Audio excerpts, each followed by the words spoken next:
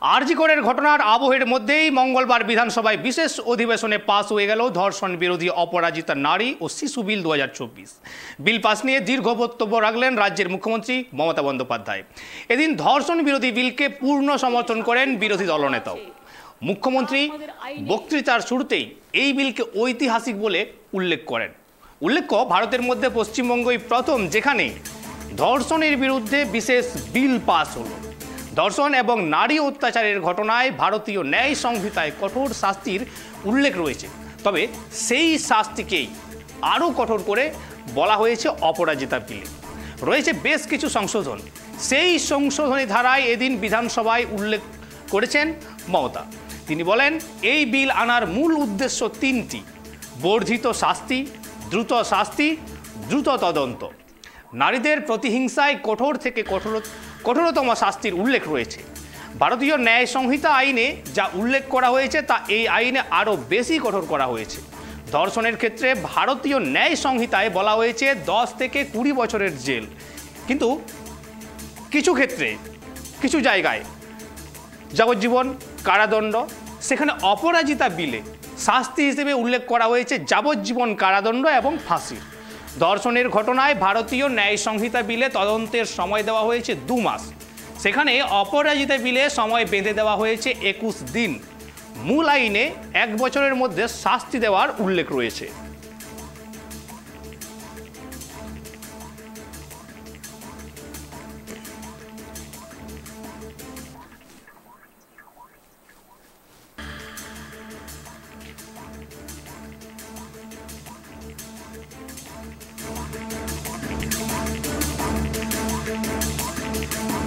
মমতা বন্দ্যোপাধ্যায় কি বলেছেন আমরা সেই হাইলাইট দেখে নেব। পশ্চিমবঙ্গ সরকারের অপরাজিতা নারী ও শিশু বিল। বিরোধীদের উচিত রাজ্যপালকে বলে স্বাক্ষর করতে বলা, বিলে স্বাক্ষর করতে বলা। আইন প্রণয়নের দায়িত্ব আমাদের সরকারের। বিধানসভায় মুখ্যমন্ত্রী একাধিক কথা বলেছেন, তার মধ্যে যে 10টি: আমরা শিক্ষানবিশ ডাক্তার ধর্ষণ খুন মামলায় সিবিআইয়ের কাছে বিচার চাই, দোষীদের মৃত্যুদণ্ড দেওয়া উচিত, মুখ্যমন্ত্রী বিধানসভার অন্দরে বলেন। এবং মুখ্যমন্ত্রী আরও বলেছেন, ধর্ষণ মানবতার বিরুদ্ধে অভিশাপ, এ ধরনের অপরাধ বন্ধে সামাজিক সংস্কার জরুরি। মুখ্যমন্ত্রীর মুখ্য যেই 10টি কথা, তার মধ্যে এই বিলের মাধ্যমে আমরা কেন্দ্রীয় আইনের ফাঁক ফোকরগুলি দূর করার চেষ্টা করছি। অনেক সময় এই অভিযোগ আসে আইনের মধ্যে ফাঁক ফোকর রয়েছে। ভারতীয় সিভিল কোড পাস করার আগে বাংলার সাথে পরামর্শ করা হয়নি, আমরা এটি নিয়ে আলোচনা চেয়েছিলাম। মুখ্যমন্ত্রী বলেছেন, কেন্দ্রের উপর তোপ দেখেছেন, আলোচনা চেয়েছিলেন, পশ্চিমবঙ্গের সাথে সেই আলোচনায় বসেনি। ইউপি, গুজরাটের মতো রাজ্যে মহিলাদের বিরুদ্ধে অপরাধের সংখ্যা অনেক বেশি।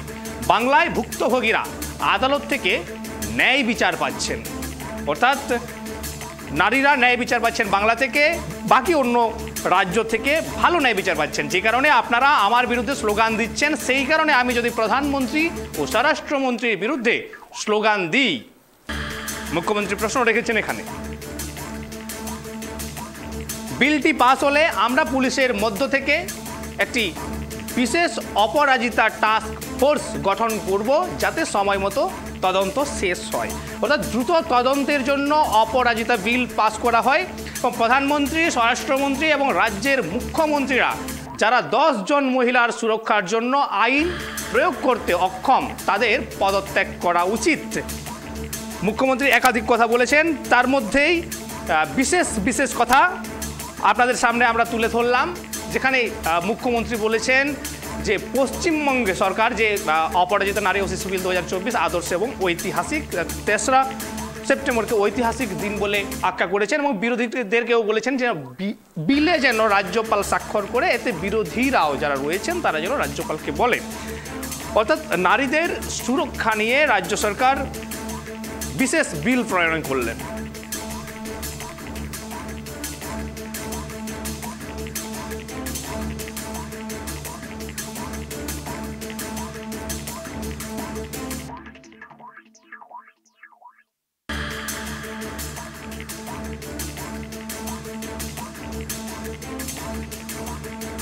অর্থাৎ বিধানসভায় আজকে আমরা বিধানসভার অন্দরে এবং বিধানসভার বাইরেও আমরা দেখেছি বিজেপি নেতৃত্ব, অর্থাৎ বিজেপি নেতৃত্ব মুখ্যমন্ত্রীর পদত্যাগ দাবি করেছেন। এ নিয়ে বিস্তারিত জানবো।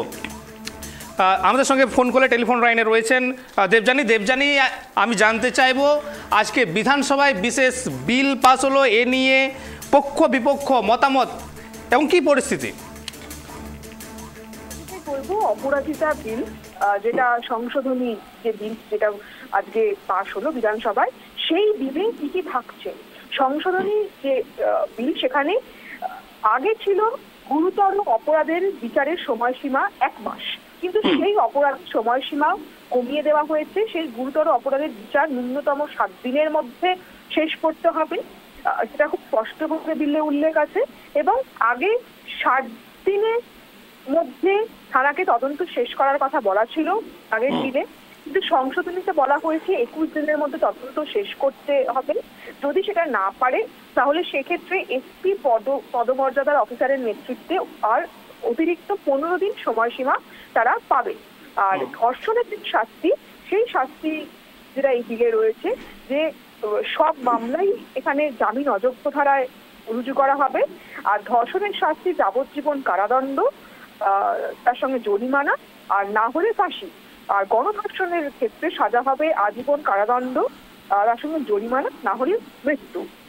এই বিল আজকে পাশ হয়েছে বিধানসভা, এবং এই বিলে যারা আলোচনায় যখন হয়েছে তখন এই বিলকে বিরোধীরা, বিজেপির বিধায়করাও, তারাও কিছু সমর্থন জানিয়েছেন, কিন্তু সমর্থন জানালেও তারা এই বিলের কঠোর সমালোচনা করেছেন। যেমন এই বিলটা কেন এই সময় আনা হলো বিধানসভায়, এর মধ্যে একটা রাজনীতি রয়েছে বলে কিন্তু বিজেপি বিধায়করা তারা বলেছেন। এবং অভিনেতা পাল, তিনি বলেছেন যে রাজ্যকরের যে ঘটনা আগাগোড়া, তার বক্তব্যে সেই ঘটনার নিন্দা প্রকাশ করেছে, প্রশাসনের ভূমিকা নিয়ে তিনি প্রশ্ন তুলেছেন। এবং সেই সঙ্গে এই সময় এই বিলের এই ফাঁসি চাওয়া, রাজ্য সরকার, যে রাজ্য শাসক দল ফাঁসি চাইছে, সেই ফাঁসি তোলার যৌক্তিকতা নিয়েও তিনি প্রশ্ন তুলেছেন। তার কারণ তিনি একটা তথ্য দিয়েছেন যে নির্ভয়া কাণ্ডের সময়, সেই সময় দিল্লিতে যে যখন একটা কমিটি তৈরি হয়েছিল, বিরোধীদের যে কমিটি, সেখানে তৃণমূলের প্রতিনিধি, তৃণমূলের এক সাংসদ তখন ফাঁসির বিরোধিতা করেছিলেন। সেখানে কিভাবে এখন তৃণমূল কংগ্রেস ফাঁসি চাইছে, সেই প্রশ্ন তিনি তুলেছেন। তবে যদিও শুভেন্দু অধিকারী, বিরোধী দলনেতা, তিনি শুরুতেই বলে দিয়েছেন যে এই বিলকে আমরা সমর্থন করছি, এবং এই বিল কবে আইনে পরিণত হয় আমরা তার অপেক্ষায় রয়েছি। তবে বিরোধীরা যে বক্তব্য রেখেছেন আজকে, স্পিকার কিন্তু সেটা মন দিয়ে শুনেছেন, এবং যখন বিরোধীরা বলছিলেন তখন শাসক পক্ষের যারা ছিলেন তারা কিন্তু কোথাও কখনো বাধা দেননি, তারা শুনেছেন। কিন্তু তাদেরও একটাই বক্তব্য যে তারাও দোষীর দৃষ্টান্তমূলক শাস্তি চাইছে, ফাঁসির দাবি জানাচ্ছে, এবং সেই কারণেই এই বিল আনা হয়েছে।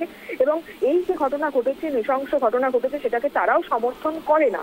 মুখ্যমন্ত্রী নিজেও তিনি তার বক্তব্যে সে কথা উল্লেখ করেছেন। এবং দেশের যেহেতু অন্যান্য জায়গায় এই ধর্ষণের ঘটনা ঘটেছেন, সেই প্রসঙ্গ কিন্তু মুখ্যমন্ত্রী প্রত্যেকটি উদাহরণ দিয়ে তিনি সেই উদাহরণগুলো তুলে ধরেছেন। উন্নাও থেকে হাতরাস সমস্ত উদাহরণ তিনি তুলে ধরেছেন।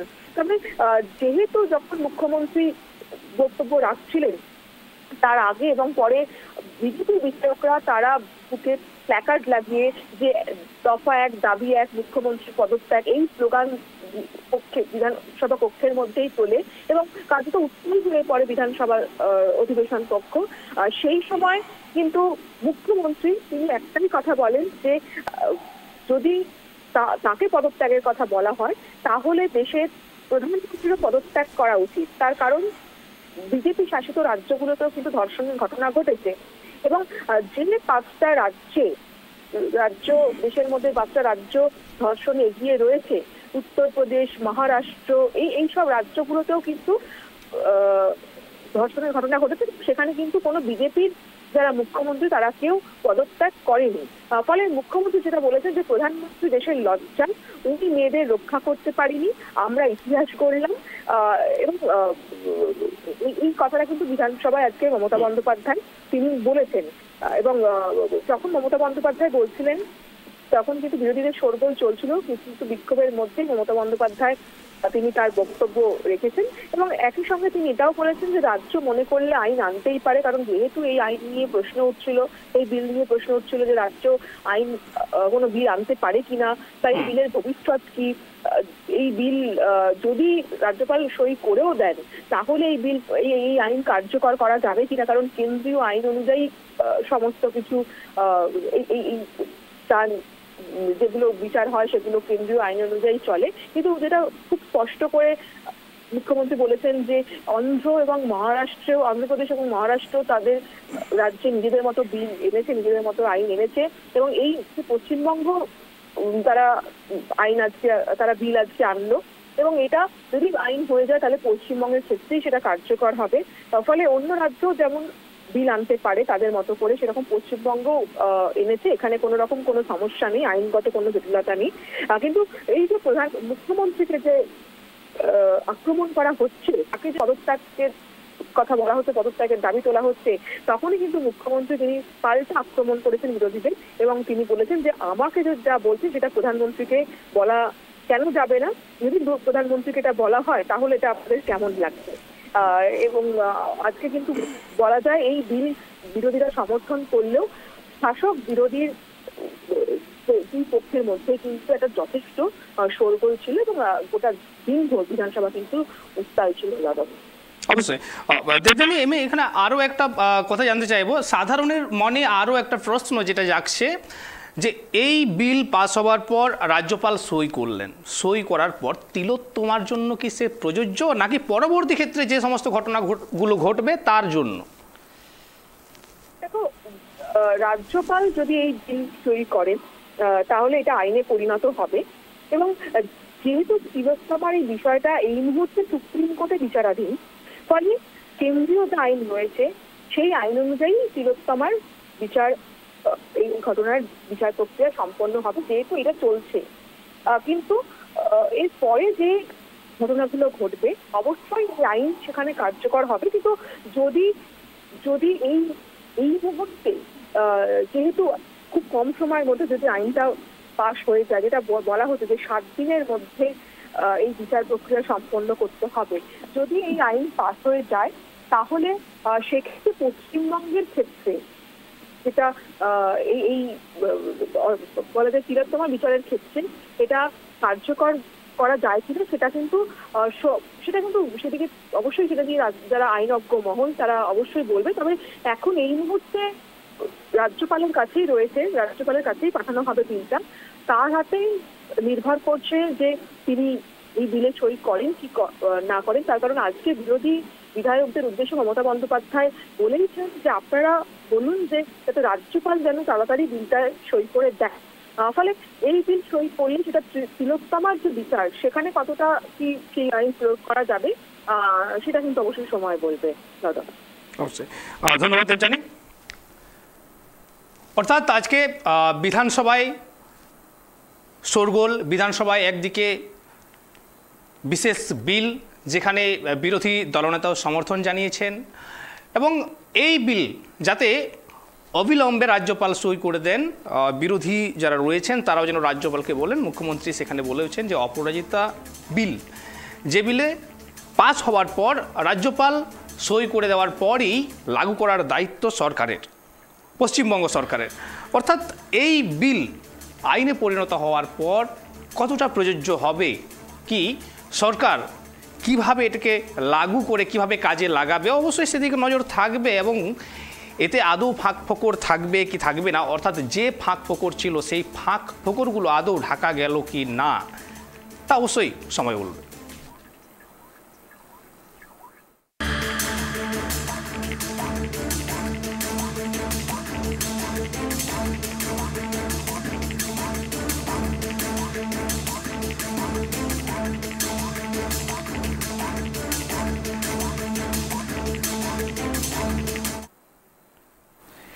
এই বিল নিয়ে কিছু প্রশ্ন উত্তর রয়েছে, তা একবার আমরা দেখে নেই।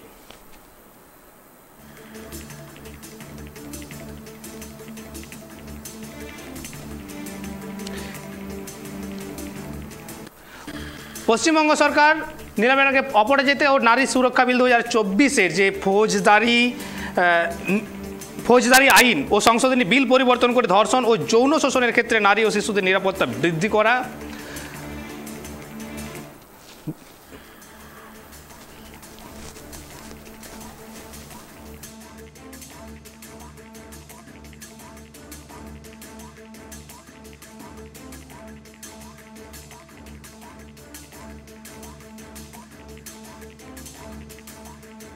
ও উদ্দেশ্য কি?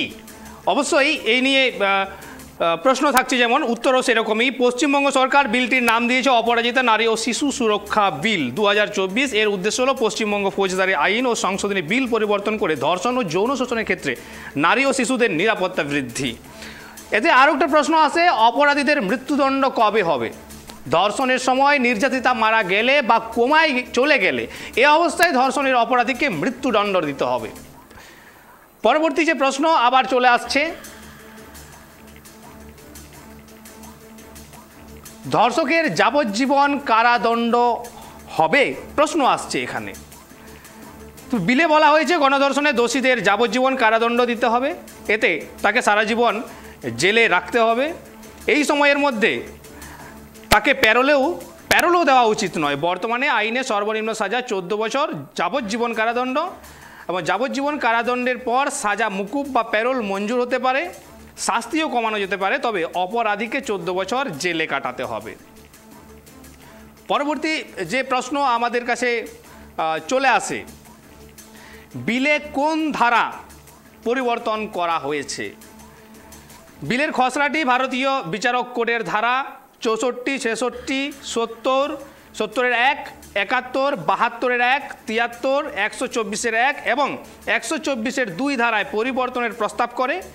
এর মধ্যে প্রধানত ধর্ষণ ও হত্যা, গণধর্ষণ, ক্রমাগত অপরাধ, নির্যাতিতাদের পরিচয় প্রকাশ, অ্যাসিড হামলার ঘটনা রয়েছে। ধারা 65(1), 65(2) এবং 70(2) অপসারণের প্রস্তাব করা হয়েছে।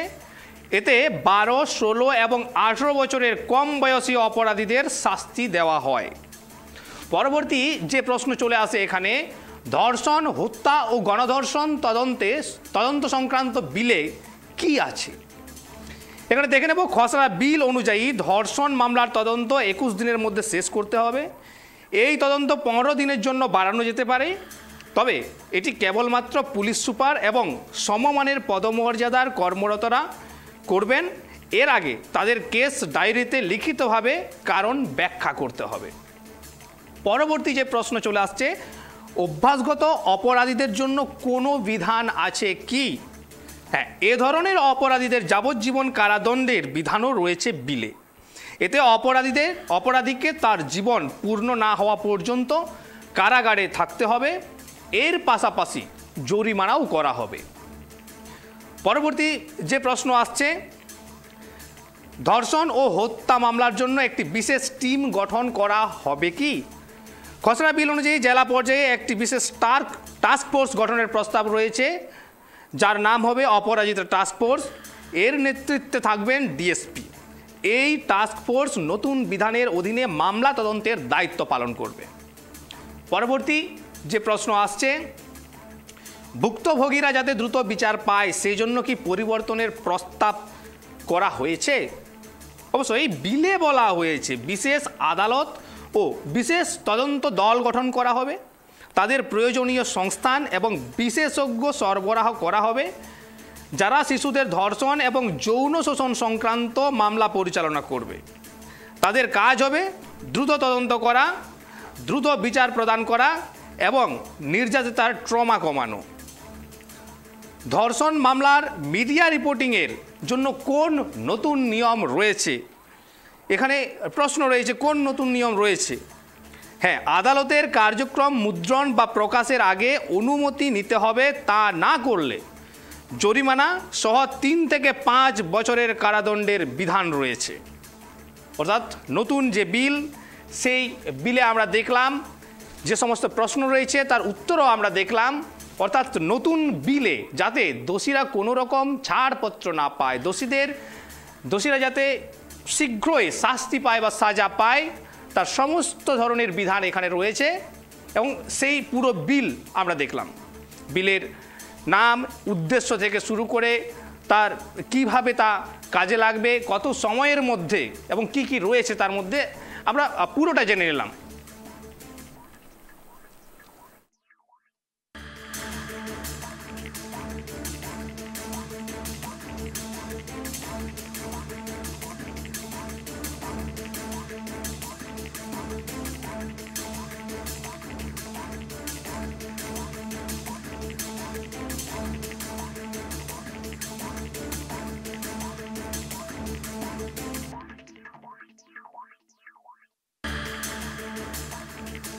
অর্থাৎ আজকের সারাটা দিন বিশেষ অপরাজিতা বিল নিয়ে আমাদের রাজ্যের বিধানসভা তোলপাড় আমরা দেখলাম, যেখানে বিরোধীরা যদিও সমর্থন করেছে বিলটি, তা সত্ত্বেও সেখানে একটা প্রশ্ন থেকেই যায় রাজ্যপাল সই করবে কি না। এক্ষেত্রে মুখ্যমন্ত্রী সেখানে বলে দিয়েছেন বিরোধীরা যারা রয়েছেন তারা যেন রাজ্যপালকে বলে অতি শীঘ্রই বিলটিতে সই করে স্বাক্ষর করেন এবং যাতে করে বিলটিকে আইনে পরিণত করা যায় এবং তার সুবিধা যাতে সমস্ত পশ্চিমবঙ্গের মানুষ পায়।